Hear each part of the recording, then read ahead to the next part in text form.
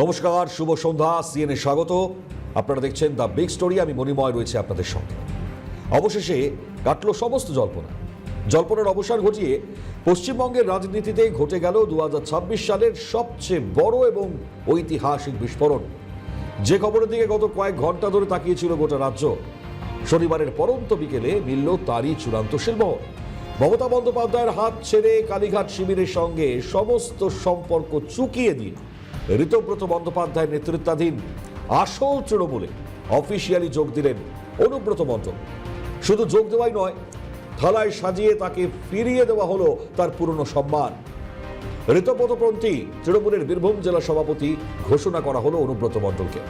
গতকাল রাতেই সম্ভাবনার কথা স্পষ্ট করে দিয়েছিলেন খোদ ঋতব্রত বন্দ্যোপাধ্যায়।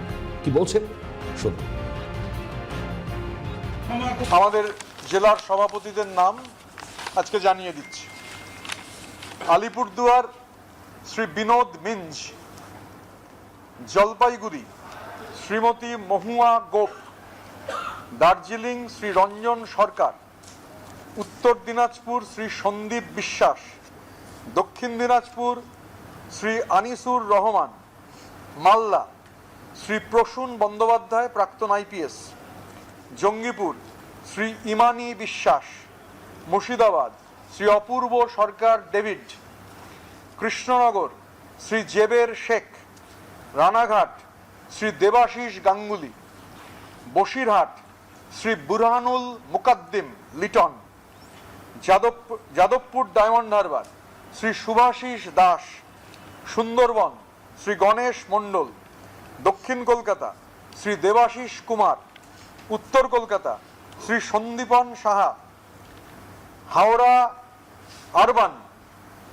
যে শহরাঞ্চলের জন্য যে জায়গাটা শ্রী সৃষ্টিধর ঘোষ, হাওড়া গ্রামীণ শ্রী অরুণাভ সেন রাজা, হুগলি শ্রীরামপুর শ্রী সন্তোষ সিং পাপ্পু, আরামবাগ শ্রী উত্তম কুণ্ডু, মেদিনীপুর পশ্চিম শ্রী প্রদীপ সরকার, ঘাটাল শ্রী সঞ্জয় পান, বাঁকুড়া শ্রী রথিন ব্যানার্জি, পুরুলিয়া শ্রী উজ্জ্বল কুমার, পূর্ব বর্ধমান শ্রী রবীন্দ্রনাথ চ্যাটার্জি, পশ্চিম বর্ধমান শ্রী নরেন্দ্রনাথ চক্রবর্তী এবং বীরভূম শ্রী অনুব্রত মণ্ডল। এটা হচ্ছে আমাদের জেলা সভাপতিদের তালিকা। কেষ্টদার সঙ্গে লোকসভা এই বিধানসভা ভোটের আগে কেষ্টদার সঙ্গে আমার নিয়মিত কথা হয়, গত কয়েক বছর ধরেই হচ্ছে। এখন রেজাল্ট বেরোবার পর কেষ্টদার সঙ্গে অন্তত 30 বার কথা হয়েছে। আমার মনে নেই 30 বার কি 30 বার কথা হয়েছে, আমি দায়িত্ব নিয়ে বলছি 30 টাইমস কেষ্টদার সঙ্গে আমার ফোনে কথা হয়েছে। কেষ্টদার সঙ্গে আমার সম্পর্কটা ব্যক্তিগত, এবং ব্যক্তিগত স্তরে কি কথা হয়েছে অবশ্যই। তো রাজনৈতিক মহল সূত্রে যে খবর, আজ সকালেই ঋতব্রত বন্দ্যোপাধ্যায়ের সঙ্গে ফোনে দীর্ঘক্ষণ কথা হয় অনুব্রত মণ্ডল। সেখানেই কেষ্ট জানিয়ে দিয়েছিলেন যে বৈঠকে যে সিদ্ধান্ত নেবে আমি আছি। এই মেগা দলবদলের পাশাপাশি ঋতব্রত শিবিরের আজকের সাংগঠনিক ঘোষণা এক ধাক্কায় ওলটপালট করে দিয়েছে গোটা কলকাতার রাজনৈতিক সমীকরণকে। কলকাতা উত্তর সভাপতি করা হয়েছে সন্দীপন সাহাকে, একই সঙ্গে দক্ষিণ কলকাতার রাস তুলে দেওয়া হয়েছে দেবাশিস কুমারের হাতে। কিন্তু চমকের কিন্তু এখানেই শেষ নয়। কালীঘাটকে সবচেয়ে বড় ধাক্কা দিয়ে ঋতব্রত শিবিরের রাজ্য কমিটিতে জায়গা করে নিয়েছেন একদা মমতা বন্দ্যোপাধ্যায়ের অত্যন্ত ঘনিষ্ঠ এবং হেভিওয়েট নেতা জ্যোতিপ্রিয় মল্লিক। খাঁচাবন্দি বাঘকে মুক্ত করে বীরভূমের সিংহাসন ফিরিয়ে দেওয়ার এই মাস্টার স্ট্রোক চাল কি এবার কালীঘাট তৃণমূলের ভিত নড়িয়ে দেবে? আজকের বিগ স্টোরির বাকি অংশ আমরা খতিয়ে দেখব যে বিস্ফোরক ঘোষণা, তার নেপথ্যের কাহিনী ঠিক। ভাবুন তো, এটা কি এতই সহজ? অনুব্রত মণ্ডল মানেই তো ছিলেন মমতা বন্দ্যোপাধ্যায়ের অন্ধ অনুগত। পশ্চিমবঙ্গের রাজনীতিতে অনুব্রতকে বরাবর মমতার সবচেয়ে বড় আস্থাভাজন হিসেবেই দেখা হয়। সেই আস্থাভাজন দিদির প্রতি যে আনুগত্য কেষ্টর এবং কেষ্টর প্রতি দিদির স্নেহ, এই দুয়ের রসায়ন ছিল একেবারে নজিরবিহীন। যদি আমরা একটু পেছনের পাতায় ফিরে যাই, সেখানে অনুব্রত মণ্ডল যখনই কোনো আলটপকা মন্তব্য করে বিতর্কে জড়িয়েছেন, তখনই যাকে দেখা গিয়েছে ঢাল হয়ে সামনে দাঁড়াতে তিনি স্বয়ং মমতা বন্দ্যোপাধ্যায়। বিরোধীদের আক্রমণ থেকে বাঁচতে খোদ মুখ্যমন্ত্রী মন্তব্য করেছিলেন কেষ্টর মাথায় অক্সিজেন কম পৌঁছয়। হ্যাঁ, কেষ্টর মাথায় অক্সিজেন পৌঁছয় না, যা পরে ট্রোলের শিকার হয়েছিল, পাশাপাশি তার রক্ষা কবচ হয়ে ওঠে। বক্তব্য মনে আছে তো আপনাদের সেই বকটুই অগ্নিকাণ্ডের মতন ভয়াবহ নৃশংস ঘটনা? তারপরেও যখন চারিদিক থেকে অনুব্রতর গ্রেপ্তারের দাবি উঠেছিল, তখনও মমতা বন্দ্যোপাধ্যায় বীরভূমে দাঁড়িয়ে অনুব্রতর পাশ থেকে কিন্তু সরে যাননি। এমনকি 2022 সালের অগাস্ট, যেখানে সিবিআই অনুব্রতকে তার বোলপুরের বাড়ি থেকে তুলে নিয়ে গেল, তারপরেও কিন্তু মমতা বন্দ্যোপাধ্যায় কেষ্টর পাশ থেকে হাত সরিয়ে নেননি। কিন্তু সেই দিদির হাত কেন আজ ছাড়তে চাইছেন কেষ্ট? কেন তার মনে এত ক্ষোভ? অনুব্রত মণ্ডল শুধু একজন জেলা সভাপতি ছিলেন না, তিনি ছিলেন একটা আস্ত ইনস্টিটিউশন। বাংলার রাজনৈতিক শব্দকোষে তিনি এমন কিছু কিছু শব্দ বন্ধ যোগ করেছেন যা আজীবন চর্চিত হয়ে থাকবে। 2018 সালের পঞ্চায়েত নির্বাচন, বিরোধীরা মনোনয়ন দিতে না পারলে তিনি তখন বলেছিলেন উন্নয়ন রাস্তায় দাঁড়িয়ে আছে। এছাড়াই ভোটের মাঠে ভোটার এবং বিরোধীদের কাবু করতে তার দাবায় ছিল, হ্যাঁ, সেই মুরু বাতাসা খাওয়ানো, চরম চরম ঢাক বাজানো, যে সমস্ত হুঙ্কার।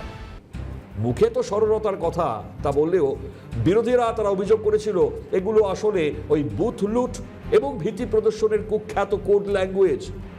শুনবেন নাকি একটু কিছু কিছু এইরকম নির্দিষ্ট বচন? চলুন শোনাই আপনাদের। শুনুন। 7টা পর্যন্ত টাইম দেন, 9টা পর্যন্ত আমি ঢুকে যাবো। একজন আমরা বাড়ি ঘর রাখবো না, চুরমার করে দেবো। আর যাদের জায়গায় মোটরসাইকেল আছে নিয়ে আসুন, ইউসুফ থেকে এক ধার থেকে অ্যারেস্ট করুন, যারা মেরেছে, যারা মোটরসাইকেল আছে আমরা দেখছি ইমিডিয়েটলি অ্যারেস্ট করুন। কোনো কাহিনী শুনবো না, না 9টার ভেতরে বাড়ি ঘর ভেঙে আমি চালিয়ে দেবো। কেন এখানে উন্নয়ন হচ্ছে। আর কোন মান্নান হোসেন জানি না, কোন মান্নান আব্দুল ফাবদুল জানি না, কে সিপিএমের বড় লিডার জানি না, মেরে হাত পা ভেঙে দেবো। এই ব্যাপারে ইন্টারফেয়ার করি নাই, করবো না। আর যদি ভেবে নাই তাহলে কিন্তু মুশকিল হবে। কিন্তু সন্ধ্যার ভেতরে যদি অ্যারেস্ট না হয়, আমি কিন্তু অন্য ঘটনা ঘটিয়ে দেবো। খারাপ আছেন এখনো পর্যন্ত? হ্যাঁ, অবশ্যই জিতে তো আমি গেছি, মার্জিন কত হবে এইটা নিয়েই তো লড়াই। কি চাইছেন? মার্জিন কিরকম চাইছেন? আমার তো মনে হচ্ছে 7-8 হলে ভালো হয়। 7-8 হলে ভালো হয়। হ্যাঁ। আর বীরভূমটা? বীরভূমটা মোটামুটি 6-7। ভোটারদের কি কি থাকবে বুথে? অনেক কিছু থাকবে, নকুলদানা থাকবে, পাচন থাকবে, মানুষকে ভালোবাসা থাকবে, আদর থাকবে, সোয়াগ থাকবে, মানুষকে জল দেবো, নকুলদানা দেবো, সব দেবো। কর্মীরা কি জন্য? বিরোধীদের জন্য? ওদের জন্য নকুলদানা থাকবে। কর্মীরা কিভাবে? হ্যাঁ, দাদা, আজকে যেভাবে নির্বাচনের ফলাফল ঘোষণা হচ্ছে, কি বললেন? কিচ্ছু না, 3টের পর বলবো। উন্নয়ন রাস্তায় দাঁড়িয়ে আছে, উন্নয়ন রাস্তা দাঁড়িয়ে থাকবে। এতদিন যে এবি আনন্দ সব টিভিতে যারা বসছিল, তাদের লজ্জা লাগা দরকার, ঘৃণা জানাই তাদের। 3টের পর বলবো, এখন কিচ্ছু বলবো না। নির্বাচন কমিশন ভ্যানিশ করার কি ওষুধ করে রাখবে আমার দেখার দরকার নেই। তিনি ভ্যানিশ করার মতন চলুন, আর আমার ওষুধ যেটা দেবার আমি দিয়ে দিয়েছি, আমার অ্যান্টিবায়োটিক ট্যাবলেট যা দেবার আমি দিয়ে দিয়েছি। ঈশ্বর ওর মঙ্গল করুক। বোকা বলে এই কথাটা বলেছে। মুখ্যমন্ত্রী বলতে জেলাতে কোনো পদ আছে নাকি? কিন্তু এই চটজলদি সংলাপ বা হাসির খোরাক জোগানো যে শব্দবন্ধগুলোর আড়ালে কি লুকিয়েছিল তা আপনারা বুঝতে পারছেন? হ্যাঁ, এক ভয়াবহ রক্তক্ষয়ী বাস্তব। বীরভূমে অনুব্রত মণ্ডলের এই বাহুবলী ইমেজের সূচনা কিন্তু কোনো রসিকতা দিয়ে হয়নি, হয়েছিল স্রেফ রক্তপাত আর খুনের প্ররোচনা দিয়ে। 2013 সালের পঞ্চায়েত নির্বাচন, বীরভূমের পাড়ুইয়ের তৃণমূলের টিকিট না পেয়ে হৃদয় ঘোষ মানে নির্দল প্রার্থী হিসেবে যখন দাঁড়াচ্ছিলেন, তখন রাজনৈতিক উত্তেজনা একেবারে চরমে পৌঁছে যায়। এরই পরিপ্রেক্ষিতে 17 জুলাই এক নির্বাচনী জনসভায় অনুব্রত মণ্ডল প্রকাশ্যেই বিক্ষুব্ধ নির্দল প্রার্থীদের বাড়িঘর ভেঙে গুড়িয়ে দেওয়ার, বোম মারার এবং তাদের সমর্থনে পুলিশ এলে পুলিশের গাড়ি লক্ষ্য করে বোমা মারার কুখ্যাত উস্কানিমূলক নিদান দিয়েছিল। এর ঠিক 4 দিন পর 21 জুলাই রাত একদল সশস্ত্র দুষ্কৃতী হৃদয় ঘোষের বাড়িতে হামলা চালায়। তাকে না পেয়ে তার প্রবীণ বাবা সাগর ঘোষকে গুলি করে খুন করা হয়। মৃত্যুর আগে সাগর ঘোষের দেওয়া মৃত্যুকালীন জবানবন্দিতে আততায়ীদের নাম তিনি জানিয়েছেন। ঘটনার পর পুলিশ অনুব্রতর বিরুদ্ধে মামলা নিতে অস্বীকার করে উল্টে নিহতের পরিবারকেই গ্রেপ্তার করলে বিচার চেয়ে পরিবারটি কলকাতা হাইকোর্টের দ্বারস্থ হয়। হাইকোর্ট ক্ষুব্ধ হয়ে মামলাটি বিশেষ তদন্তকারী দলের হাতে দিয়ে দেয়, অর্থাৎ সিট। কিন্তু পুলিশের মূল চার্জশিট থেকে অনুব্রতর নাম বাদ পড়ে যায়। দীর্ঘ আইনি লড়াই শেষে 2018 সালে নিম্ন আদালত এই খুনের ঘটনায় দুই মূল অপরাধী ভগীরথ ঘোষ এবং সুব্রত রায়কে যাবজ্জীবন কারাদণ্ড দেয়। সাম্প্রতিককালে 2026 সালের ফেব্রুয়ারি মাসে কলকাতা হাইকোর্টের ডিভিশন বেঞ্চও নিম্ন আদালতের সেই রায় বহাল রাখে এবং ওই দুই দোষীর যাবজ্জীবন সাজাই চূড়ান্ত রেখেছে। সাগর ঘোষ হত্যাকাণ্ড পার পেয়ে গেলেও অনুব্রত মণ্ডলের ভাগ্যের চাকা চিরতরে ঘুরে গেল 2022 সালে। কয়লা আর বালি সিন্ডিকেটের সমান্তরালে বীরভূমে রমরমিয়ে চলেছিল আরও এক ব্যবসা, ভারত বাংলাদেশ সীমান্তে গরু পাচার। কেন্দ্রীয় তদন্তকারী সংস্থা সিবিআই এবং এনফোর্সমেন্ট ডিরেক্টরেট অর্থাৎ ইডি তাদের অভিযোগ অনুযায়ী বীরভূম এবং মুর্শিদাবাদ জেলা দিয়ে যে বিপুল পরিমাণ গরু পাচার হতো তার অন্যতম মূল চক্রী এবং রাজনৈতিক রক্ষাকর্তা ছিলেন স্বয়ং অনুব্রত মণ্ডল। নিজের রাজনৈতিক প্রভাব খাটিয়ে তিনি এই পাচার চক্রকে মসৃণভাবে চলতে সাহায্য করতেন এবং তার বিনিময়ে কোটি কোটি টাকা তোলা আদায় করতেন। কিন্তু সময় বদলে যায়। 11ই অগস্ট 2022 তারিখ শারীরিক অসুস্থতার অজুহাতে বারবার সিবিআই হাজিরা এড়ানোর পর শেষ পর্যন্ত সিবিআই এর একটি বিশাল টিম বোলপুরের নিচুপট্টি এলাকার বাড়ি ঘেরাও করে অনুব্রত মণ্ডলকে গ্রেপ্তার করে এবং তাকে আসানসোল সংশোধনাগারে পাঠানো হয়। মনে পড়ে সেই ছবি। এরপর এই মামলায় আর্থিক তছরূপ বা মানি লন্ডারিং এর তদন্তে নামে ইডি। অনুব্রতকে নিজেদের হেফাজতে নিতে দিল্লির রাউস অ্যাভিনিউ কোর্টের দ্বারস্থ হয়। সমস্ত আইনি বাধা উড়িয়ে কড়া নিরাপত্তায় 7ই মার্চ 2023 অনুব্রত মণ্ডলকে কলকাতা থেকে বিমানে করে দিল্লিতে নিয়ে যাওয়া হয়। সেখানে ইডি হেফাজতের মেয়াদ শেষে 21শে মার্চ 2023 অনুব্রতকে দিল্লির কুখ্যাত সেই তিহার জেলে পাঠিয়ে দেওয়া হয়। দীর্ঘদিন কারাবাসের পর 2024 সালের মাঝামাঝি সময় তার আইনি জটিলতা কাটতে শুরু করে। প্রায় 2 বছর জেল কাটানোর পর 30শে জুলাই 2024 দেশের শীর্ষ আদালত সুপ্রিম কোর্ট অনুব্রত মণ্ডলকে সিবিআই এর মূল গরু পাচার মামলায় জামিন দেয়। সিবিআই মামলায় জামিন পেলেও ইডি মামলার কারণে তিনি জেলেই আটকে ছিলেন। তবে ওই অবশেষে 20শে সেপ্টেম্বর 2024 দিল্লির রাউস অ্যাভিনিউ কোর্ট ইডির আর্থিক তছরূপের মামলাতেও তাকে নিয়মিত জামিন দেয়। সমস্ত আইনি এবং আদালতের প্রক্রিয়া সম্পন্ন করে 24শে সেপ্টেম্বর 2024 বীরভূমের কেষ্ট সশরীরে তার বোলপুরের বাড়িতে ফিরে আসে এবং মুখ্যমন্ত্রী মমতা বন্দ্যোপাধ্যায়ের পুরনো ঘোষণা মেনে হাজার হাজার তৃণমূল কর্মী সমর্থক আবির খেলা, মিষ্টি বিতরণ, ঢাক ঢোল, বিখ্যাত তার সেই ওই চরম চরম শব্দে তাকে এক রাজকীয় বরণ বা হিরোজ ওয়েলকাম সেই তকমা দিয়ে তাকে স্বাগত জানায়। জেল থেকে যখন বীরভূমের মাটিতে পা রাখছেন অনুব্রত, ভেবেছিলেন তিনি আবার তার ওই পুরনো সাম্রাজ্য ফিরে পাবেন। তিনি ভেবেছিলেন বীরভূমের মানুষ এবং তার দল আবার তার পায়ে এসে লুটিয়ে পড়বে। কিন্তু রাজনীতি বড় নিষ্ঠুর জায়গা। বিশেষ করে সমকালীন তৃণমূল কংগ্রেসে যখন সাংগঠনিক রদবদল ঘটছে তখন অনুব্রত টের পেলেন সময় বদলে গিয়েছে। অনুব্রতর মনে যে তীব্র ক্ষোভ অভিমান জমেছে তার প্রধান কারণগুলো কি, যদি সেগুলো তো একটু চর্চায় আসি আমরা, একটু তলিয়ে দেখা যাক সেইগুলো। প্রথমত যদি বলি, তার সেই একচ্ছত্র ক্ষমতার অবসান ঘটিয়ে দলে একটি নতুন কোর কমিটি মডেল চালু করে দেওয়া হয়। অনুব্রত যখন জেলবন্দী ছিলেন তখন মমতা বন্দ্যোপাধ্যায় বীরভূম জেলাকে সচল রাখতে একটি 7 সদস্যের কোর কমিটি তৈরি করে দিয়েছিলেন, যার মধ্যে চন্দ্রনাথ সিনহা ছিলেন, আশিস বন্দ্যোপাধ্যায় ছিলেন, তার পাশাপাশি অনুব্রত মণ্ডলের চিরপ্রতিদ্বন্দ্বী কাজল শেখ তাকে রাখা হয়েছিল। জেল থেকে ফিরে অনুব্রত তিনি কি চেয়েছিলেন? এই কোর কমিটি ভেঙে দিয়ে তাকে আবার একক জেলা সভাপতি হিসেবে তার পুরনো একাধিপত্য তাকে ফিরিয়ে দেওয়া হতো। কিন্তু দলের শীর্ষ নেতৃত্ব, বিশেষ করে অভিষেক বন্দ্যোপাধ্যায়, নতুন সাংগঠনিক মডেল সেটা যখন তিনি স্পষ্টত জানিয়ে দেওয়া হয় যে এখন আর কোনো জেলায় একক ওই বাহুবলী রাজত্ব চলবে না এবং বীরভূম যৌথ সিদ্ধান্তেই পরিচালিত হবে, যা কেষ্টর রাজনৈতিক অহংকারে প্রথম বড় ধাক্কা। দ্বিতীয়ত, তার এই ক্ষোভের আগুনে ঘি ঢেলেছে তার চিরশত্রু কাজল শেখের উল্কা সদৃশ উত্থান। বীরভূমের নানুরের এই নেতার সঙ্গে অনুব্রতর ওই আদায় কাজকলায় সম্পর্ক দীর্ঘদিনের হলেও কেষ্ট জেলে থাকার সুযোগে কাজল শেখ বীরভূম জেলা পরিষদের অন্যতম চালিকা শক্তি বা মেন্টার হয়ে বসেন এবং গোটা জেলায় নিজের দাপট কায়েম করেন। ফলে জেল থেকে ফিরে অনুব্রত দেখলেন যাকে তিনি এক সময় পাত্তাই দিতেন না, সেই কাজল শেখ এখন কোর কমিটির অন্যতম প্রধান মুখ।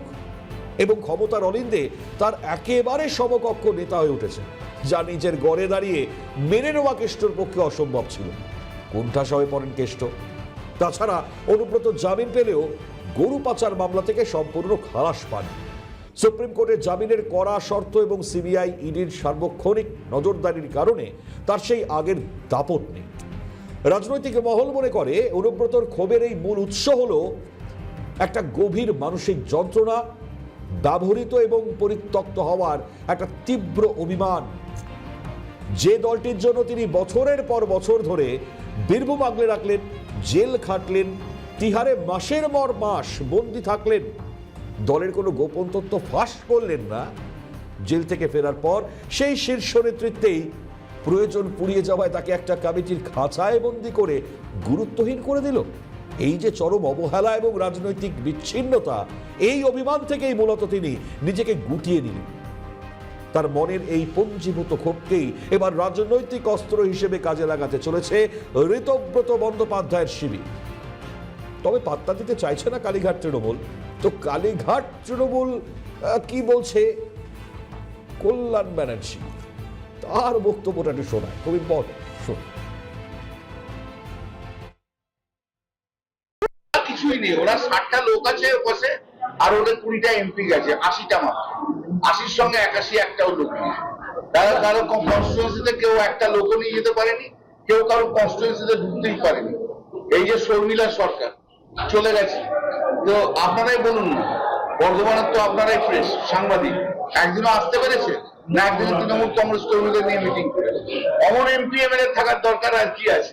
শুধু পার্লামেন্ট করলাম আর বাড়ি গেলাম, শুধু বিধানসভা করলাম আর বাড়ি গেলাম, প্রেস কনফারেন্স করলাম আর বাড়ি গেলাম, তাতে কি হবে?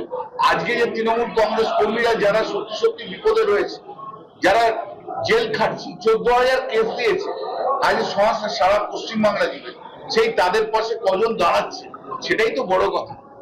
কজন আছে ভাই, এসব আমি বলতে পারবো না। কে কোথায় যোগাযোগ করছে না করছে, তো আপনারা মিডিয়া লিখে দিয়েছিলেন স্বপন দেবনাথ চলে গেছে ঋতুব্রতর সঙ্গে, তো স্বপন দেবনাথ এখানে কথা আমি বলতে পারবো না।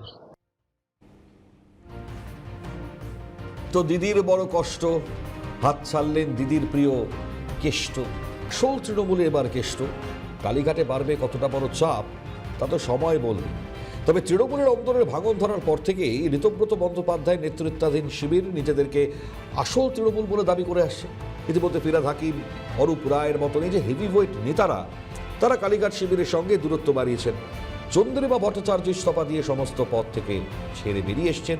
আর বীরভূমের রাজনৈতিক সমীকরণটা একবার দেখেন।